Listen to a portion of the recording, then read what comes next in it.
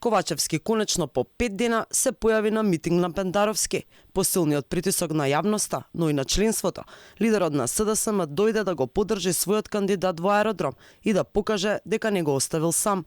И покрај воинствените изјави, сепак однесувањето меѓу двајцата остави впечаток како нешто да не е во ред со нивните односи. Најсимптоматично е што при поздравното ракување, Пендаровски се поздрави со сите кои стоја во првиот ред, како што беше вице-премиерот Бојан Маричек.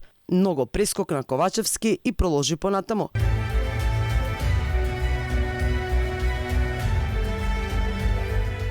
Не само што не се ракуваше, на Пендаровски не му беше ни до песна, ни до химна кога стоеше до лидерот на СДСМ. За време на интонирањето на химната, очигледно не беше во омилено друштво, па уста не му се отвараше и не запеа ниту еден збор, за разлика од Ковачевски.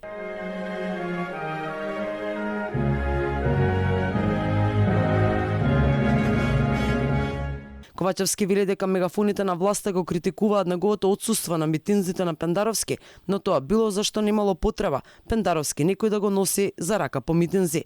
Не може да разберат дека Стево е граѓански кандидат.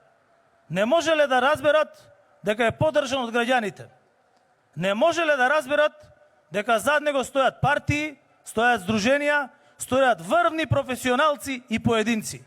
Не можат да разберат дека ние имавме исклучително вреден, интегритетен, паметен, чесен, без ниту една дамка председател во последните 5 години. Од стартот на кампањата, 4 дена Димитар Ковачевски не се појави на ниту еден митинг кај Пендаровски, се до вчера, како за прв пат Ковачевски не се штедеше со фалбите за актуелниот председател, кој според него е надпартиски човек со интегритет, кој работи за интересите на државата, заборавајќи го разочарувањето на народот од Преспанскиот договор и францускиот предлог за преговарачката рамка со ЕУ.